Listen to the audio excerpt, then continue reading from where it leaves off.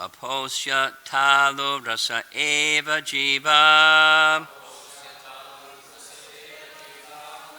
Dyaur akshini chakshur abhut pratangaha. Pakshmani vishnur ahani ubhecha. Tadbro vidjimbha parameshti dishnyam. Aposya talo rasa eva jiva.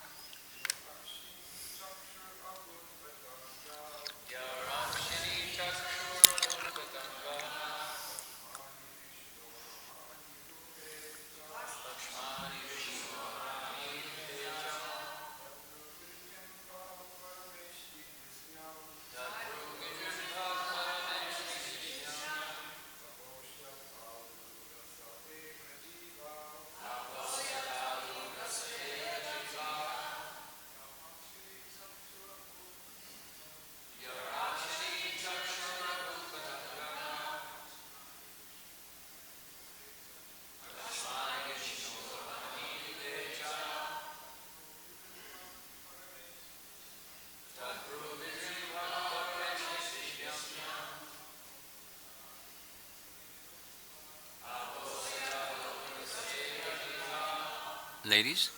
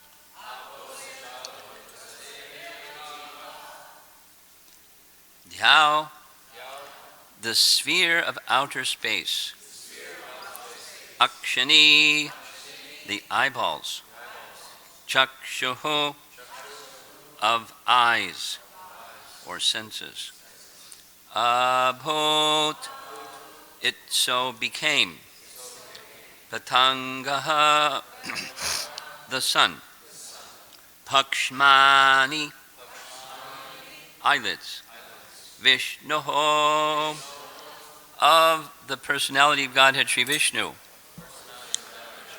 Ahini, day and night.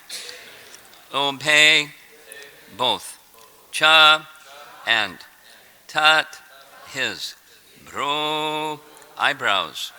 Drijimbaha, movements. Parameshti, the supreme entity Brahma. Dishnyam, post. Apaha, Varuna, the director of water. Asya, his. Talo, palate. Rasaha, juice. Eva, certainly. Jiva, the tongue. Translation: the sphere of outer space constitutes his eye pits, and the eyeball is the sun and the power of seeing. His eyelids are both the day and night, and In the movement of his eyebrows, the Brahma and similar supreme personalities reside. His palate is the director of water, Varuna. And the juice or essence of everything is his tongue. Purport by Srila Prabhupada. Get ready, we're going to be challenged. To common sense, the description of this verse appears to be somewhat contradictory, because sometimes the sun has been described as the eyeball, and sometimes as the outer space sphere. But there's no room for common sense.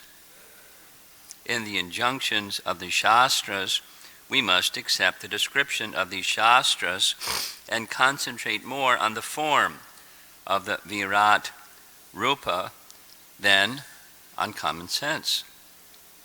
Common sense is always imperfect, whereas the description in the Shastras is always perfect and complete.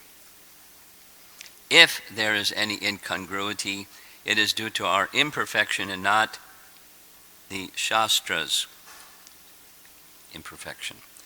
That is the method of approaching Vedic wisdom.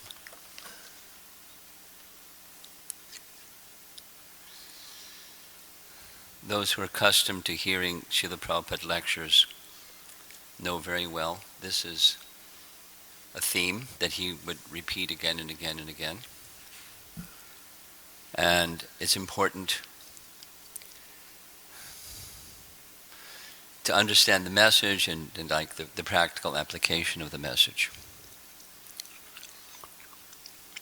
His common example, two of them that he would give, is a bone of an animal and a conch shell. One is impure, the other is pure, so it's a contradiction. But we accept. The stool of an animal and a cow dung, one is impure, the other is pure, but we accept. Because we don't question the authority of the Vedas, we take the position, certainly looks contradictory, but I don't have the capacity to understand, that's why it appears to be contradictory. And if one takes that position and simply accepts that which is, materially speaking, contradictory, then we have the opportunity, at least, the chance is there to understand there's no contradiction. And then using that example, Prabhupada would, of course, make the reference that one scientist, I forget his name, studied the antiseptic properties of cow dung and found it to be antiseptic, as opposed to the stool of an animal is filled with bacteria. It's not antiseptic, it's just the opposite. But without that empiric scientist verification, the reader of the Vedas, one who's approaching the Vedas, approaches the Vedas with the understanding that the source is beyond human imperfection. Now this is a nice little side topic, but in Tattva Sandarbha, Jiva Goswami goes into that a whole bunch. Means, the pramana section of Tattva Sandarbha, what's the means of knowing? Our usual is sense perception, reason and logic, or inference, and then hearing from authority. And the first two are fallible, and the third one is if it's aparushaya source. Aparushaya means not a human, because humans have their defects, and the aparushaya personality doesn't have defects, so we accept, and thereby we can know perfectly, although we may not understand.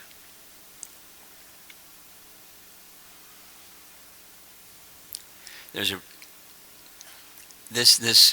the inconceivableness and apparent contradictoriness or quality of Krishna is spoken of in a number of places.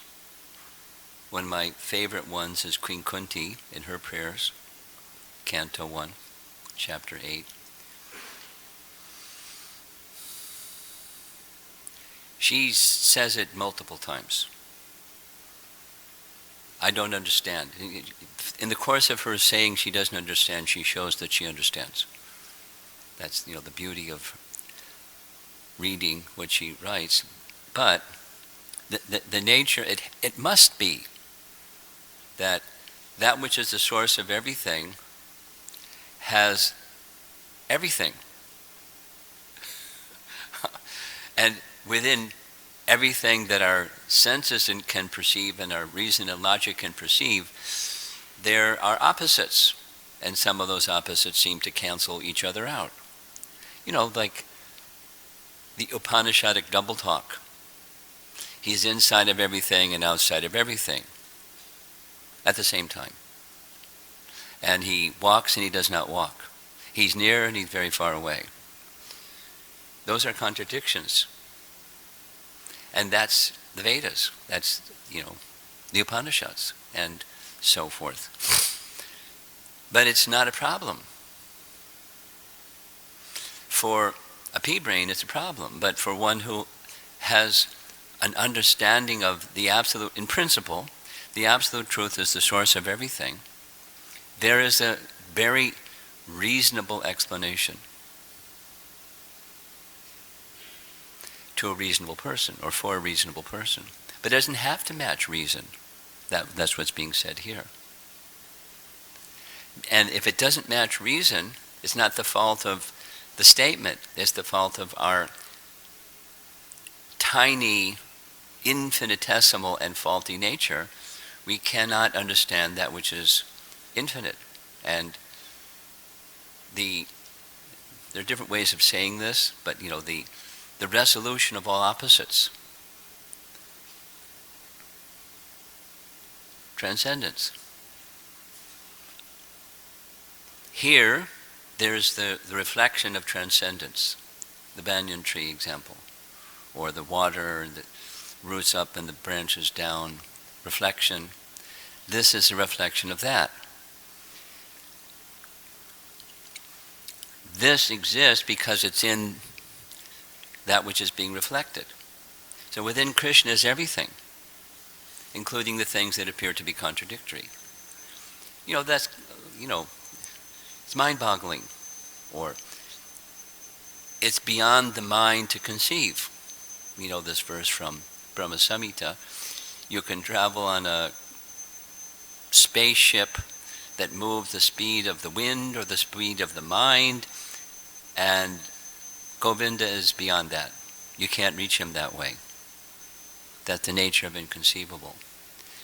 Then how are we supposed to conceive of the inconceivable? Well, when the inconceivable discloses, then you can understand. At least to some degree you can understand.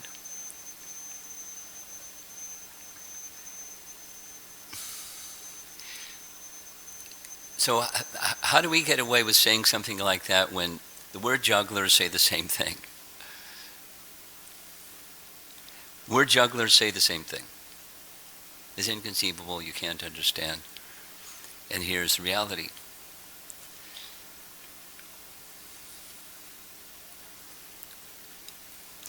And then they go on and state whatever their view is, and you can't understand because it's inconceivable. But this is reality. And it's abundant out there. So to a nice Prabhu, Bhakta somebody, is taking a look at, there's this voice that says this, and there's that voice that says that, and they're saying the same thing. It's inconceivable and you can't understand it, so, how am I supposed to choose between this or that? And just get frustrated and walk away or something.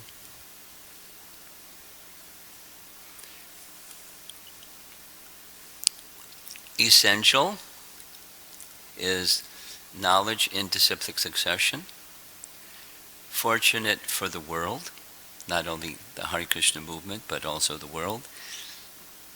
Our founder Acharya abundantly made the knowledge of disciplic succession available for the world. And some people understand it to some degree, and some people don't understand it, and some people argue, and there's lots of people out there. But nonetheless, that sound vibration is Shabda Praman, Aparushaya Shabda Praman, if it comes through disciplic succession. That's the point. The reference, I looked it up. It's in Vishwanath Chakravarti Thakur's. It's in Vishwanath Chakravarti Thakur's commentary. Little hand signal from Archita. There's a verse in the 12th canto that says something different than this verse in the 2nd canto says. One speaks of the eye socket and then the eyeball in one way, and the 12th canto says it differently. So it's a contradiction without going into this one says this and that one says. That's the reference. And so one who is knowledgeable, the initial reader of Canto 2, when Srila Prabhupada was publishing volume by volume as he translated, those of us that were around during that time, there's a few of us that were around during that time, there are a few volumes that he had mass published. Canto 1, Chapter 1, Canto 2, Canto 1, Part 1, Canto 2, Part 1, and Canto 6, Part 1. So this is one of those that he deemed important. There's reasons why he deemed it important.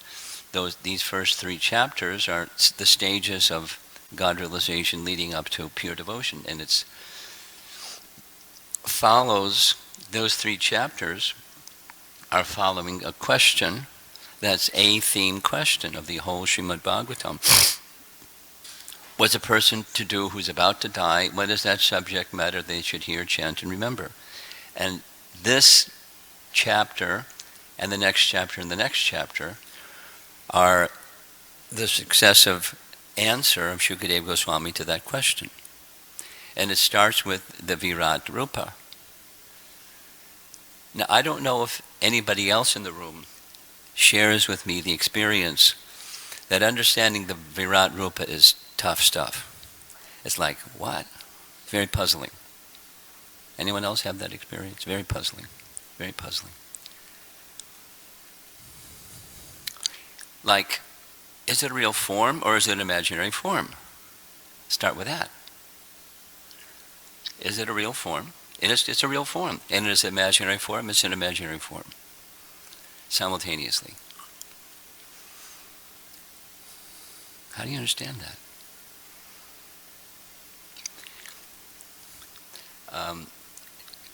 I spent some time, like a whole bunch of time, trying to understand Brahma Samhita.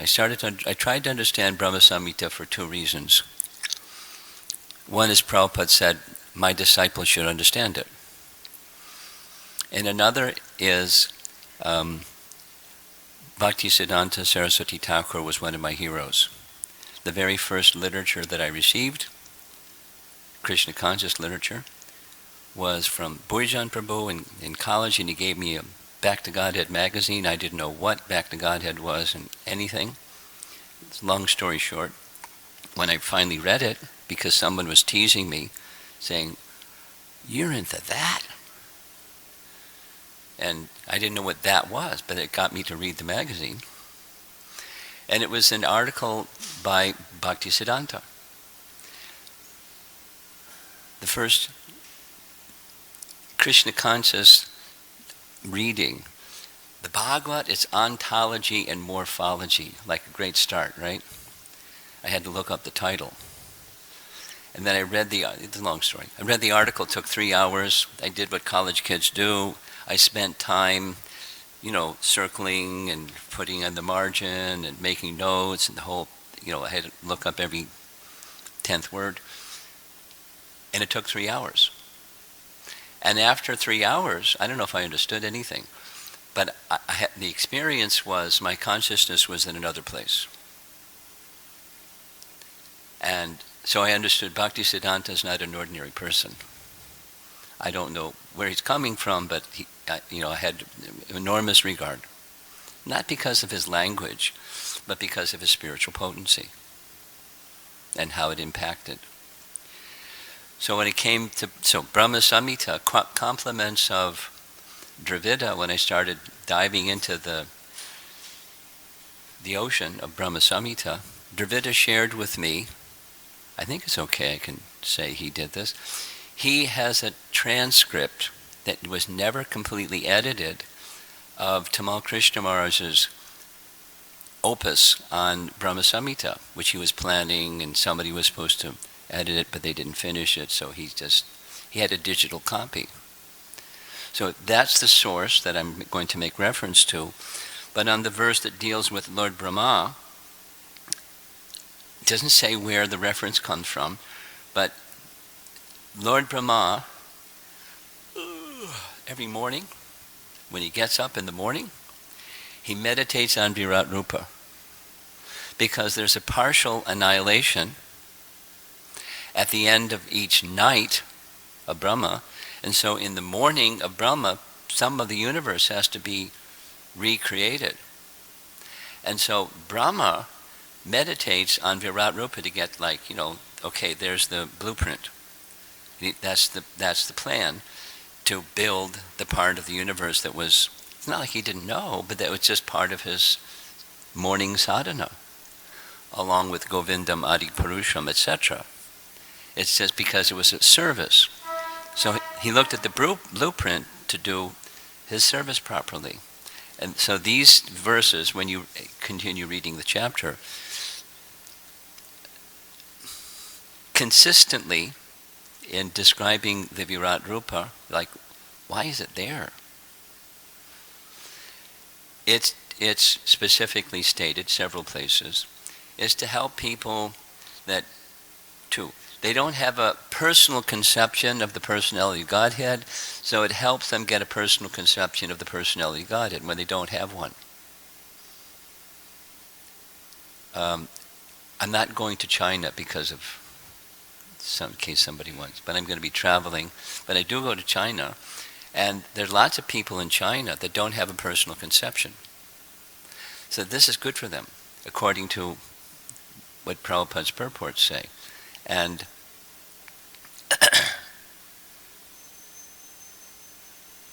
Gauranga Prem was one of the translators during my earlier visits. I take part of the credit or the blame, whichever, for that he's here in America. We made arrangements for him to come the first time. Anyway, the personal conception is not there.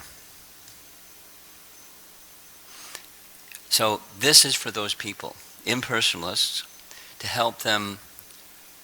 The language that Prabhupada uses is to purify, because it is a form, although temporary and thus imaginary, now you see it, now you don't, form. It's a form. And by meditating on this form, it helps purify and bring one to the point where one can conceive of the personality of Godhead through the features of the creation, the material elements and so forth and so on. Taking one to the next chapter, Paramatma, transitioning from this to that, to the personal feature. But it's helping, it's purifying, and it's helping. And Brahma doesn't. He doesn't need purification or helping. It's for him, it's service. And so our position is to appreciate what the question, back again, the question asked of Shukadeva Goswami is, what is one's duty at the time of death, and what is that subject matter? So the subject matter is the personality of Godhead. And there's different features, so it's very kind of him, very liberal of him to start with somebody that's not elevated like Maharaj Parikshit, but this is the starting point, depending upon someone's trajectory and their spiritual evolution. This, then pure devotional service, change of heart. But it's sequential. And back to the main point, and I'll stop, within the purport is, I read the commentary of Vishwanath Chakravarti Thakur just to see how Prabhupada did what he did and Vishwanath did what he did. They had different audiences. And so there's technical things in Vishwanath's commentary, which is nice, because that was his audience. And Prabhupada's audience was the modern world. And how to help the modern world go from ignorance to bhakti. And the world means the world. It was the English-speaking parts of the world, but one can know for sure Prabhupada had a vision of the world. Tell a little Prabhupada story that I've heard so many times from Padrinarayan Swami. You probably have heard it too. In Detroit, Prabhupada was visiting, and every morning, a morning walk, but they would go in by car to go to a park, and every time they passed a certain place, Prabhupada was looking out the window and said, the mission of Chaitanya Mahaprabhu. And then coming back, the same thing. Sovas has heard this one. Yes? This story? The Sherwin-Williams story? Okay, so finally somebody asked, what are you seeing? And he pointed to their logo. This is Chaitanya Mahaprabhu's movement, Cover the World. Because that's what the logo is. It's a can of red paint pouring red paint on the world. Sherwin-Williams, Cover the World.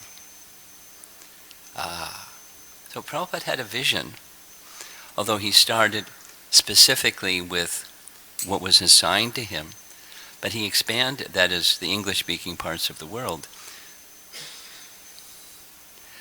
But his books would go all over the world.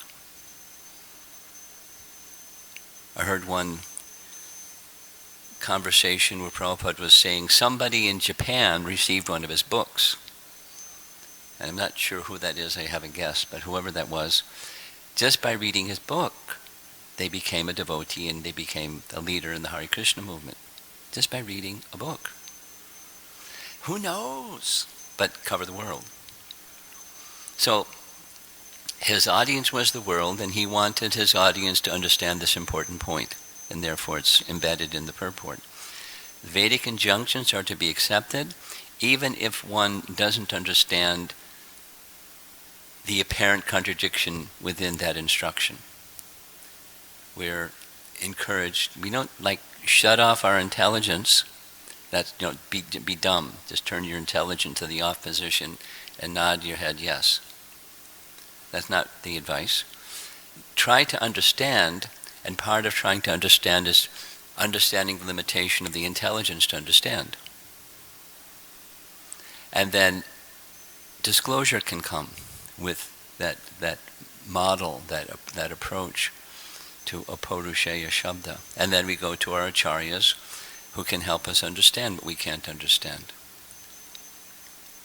And if we still don't understand, that doesn't change the principle or the faith in the principle, and in time we can understand, or the possibility. I remember when Nectar Devotion came out, there was at that time, 1970, there was morning class, evening class, and Prabhupada had a third class, midday, around lunchtime, Nectar Devotion. And lots of people couldn't understand what was in Nectar Devotion, so his instruction was, if you don't understand, read it again.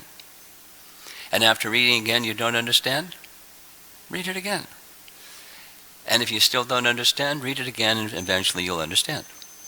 That's a faith instruction that connects with this also.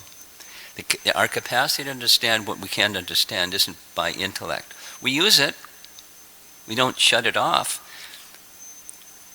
But it's not the essence. It doesn't reach the essence. But we use it, and it helps us understand. When the understanding is presented. So, I'll end. I have more things to say, but LA, there's always questions.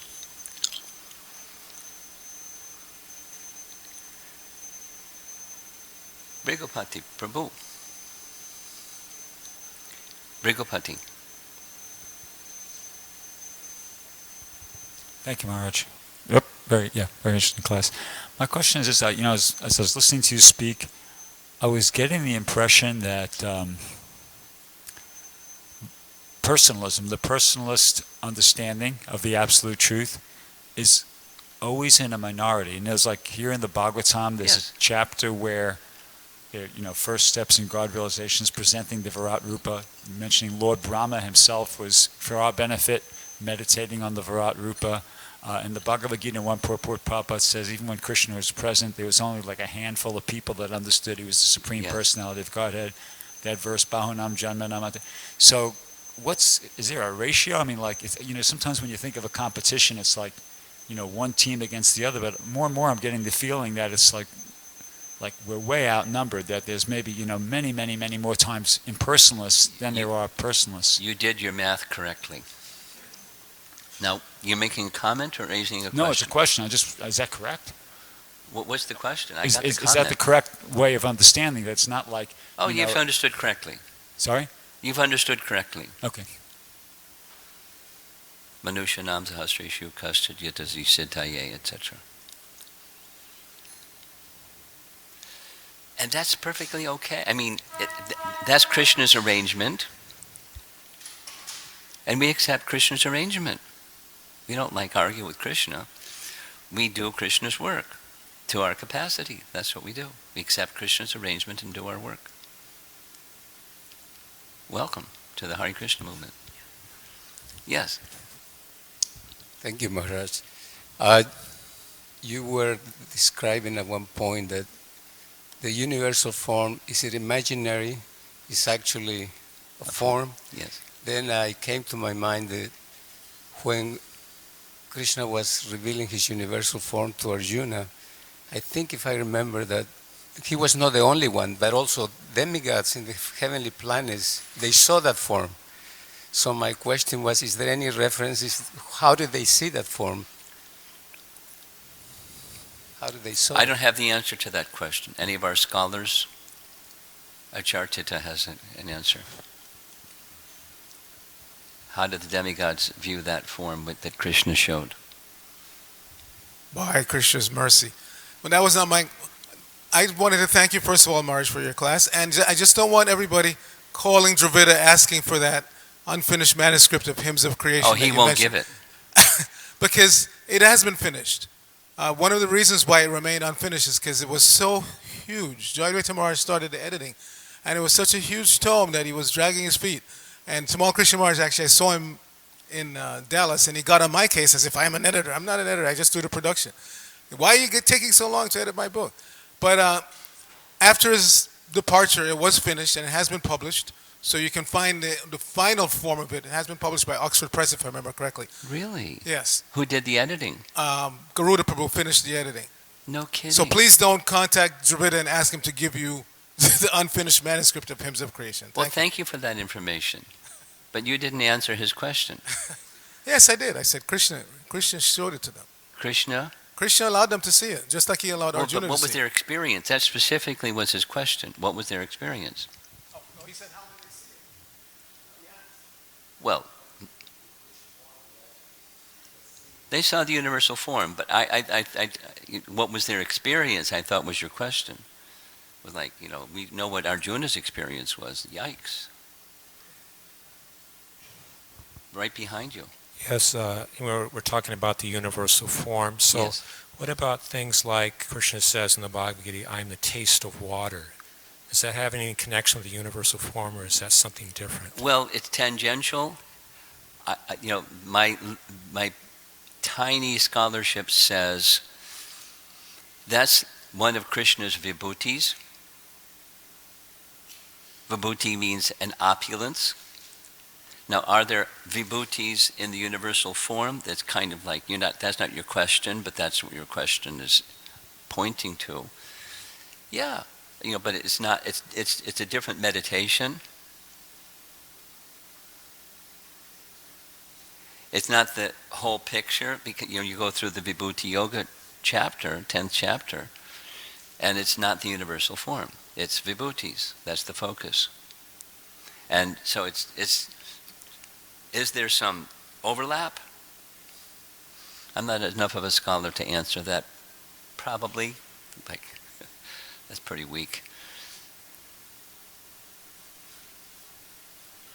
There's a question up front. And it's 13 minutes after. Srimad Bhagavatam is unlimited. Srila Prabhupada said something is unlimited understanding, of Srimad Bhagavatam. So if we don't understand something in Srimad Bhagavatam, so you just said before, then this can still help us to advance if we just read again. So how this really help us if we really don't understand something in Srimad Bhagavatam? Say your question slowly. My question is how this not understanding of some section of Srimad Bhagavatam can help us in spiritual life. This is what you said. You can just read and... Let me say it back. You're asking how does not understanding a certain section of Srimad Bhagavatam help us to progress in Krishna consciousness? That's your question. Yes, my question. Brigopati wants to clarify before I... Not understanding, how is it that repeated readings is going to help us understand? We're not understanding intellectually, but we're being encouraged to say, Is that your question? Okay. Thank you for that clarification, Brigopati. I'm a little dull, but you're sharp. Thanks. You've had that discussion with him before? You understand one another. Okay. Huh? They know each other. Okay. I was going to ask before I answered the question, but you answered. Okay.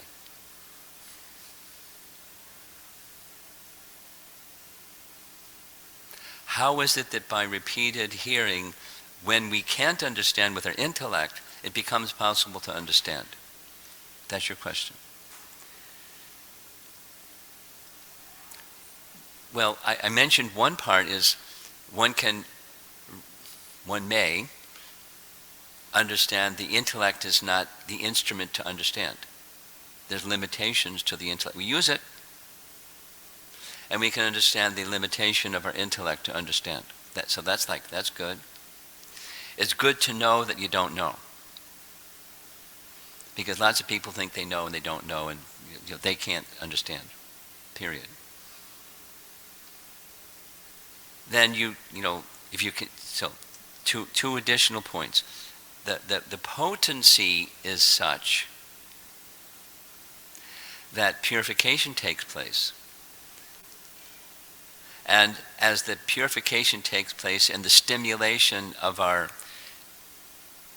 inherent tendency of bhakti towards the personality of Godhead awakens through the course of that purification, covering the bad stuff and awakening the transcendental stuff. By sustained hearing, bhakti becomes awakened, and, final, Krishna's mercy. That is, Krishna sees, he or she really wants to know me. Let me show myself to them. Voila.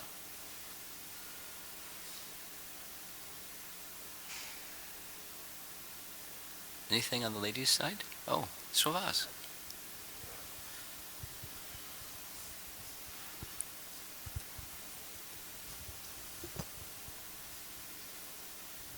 On that, thank you for a wonderful class.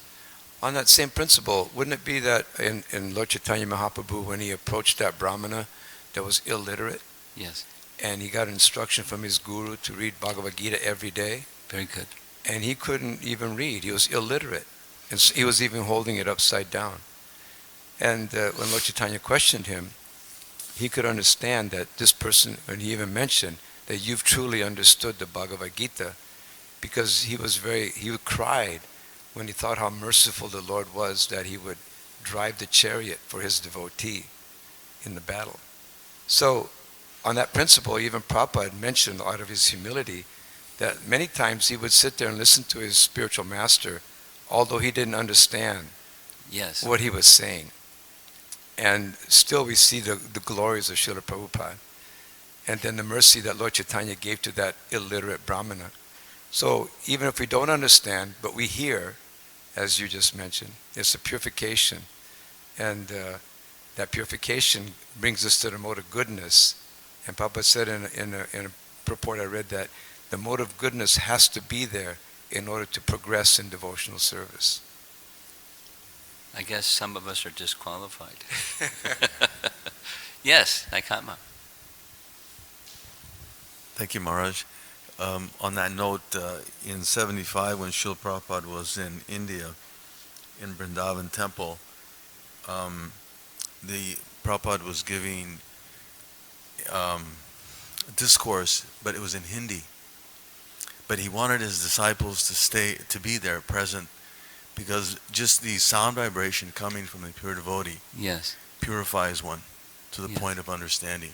yes, yes, yes.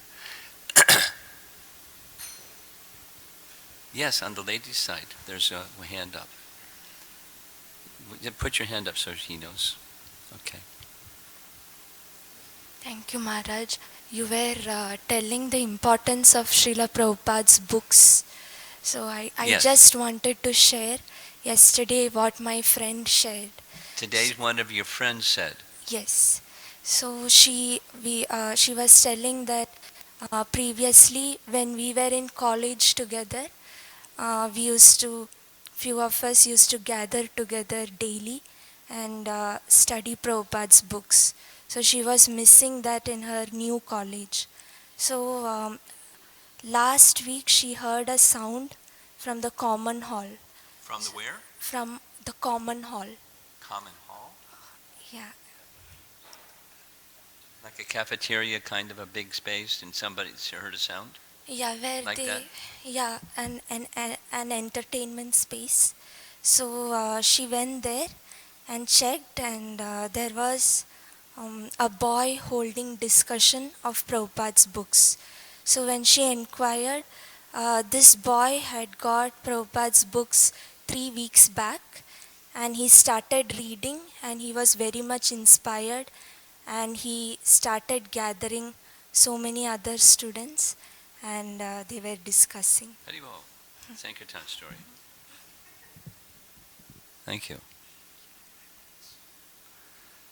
Last question up here. Granga Prema, put your hand up.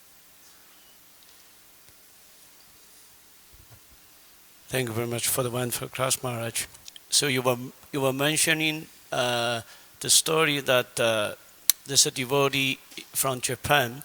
He became a devotee simply by reading Srila Prabhupada's books. Yeah. Yeah, I just want to share a story that is happening here in LA Temple. Several years ago, there's a man, he picked up a small book,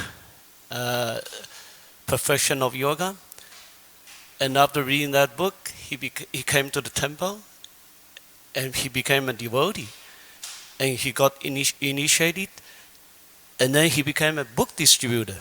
So his initiated name is Ananda Kirtan Prabhu. And then he went out to distribute book, and he gave a book to another man, and that man, after reading the book, he also became a devotee. So he got initiation. His name is Srinitaya Prabhu. Multi-level marketing. And then he continued, Srinitaya Prabhu, he became book distributor. And then he gave a book to another man. Okay, I got the picture. Yeah, and another man Got it. also became a devotee. And he got initiation. His name is Devarata Prabhu.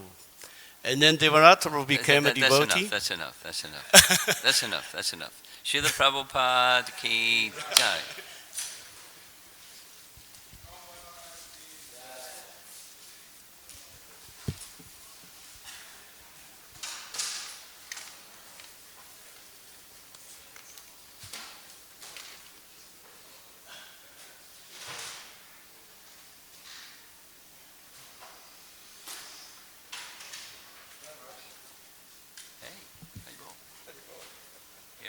gone this evening.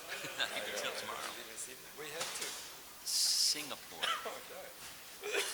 Not China.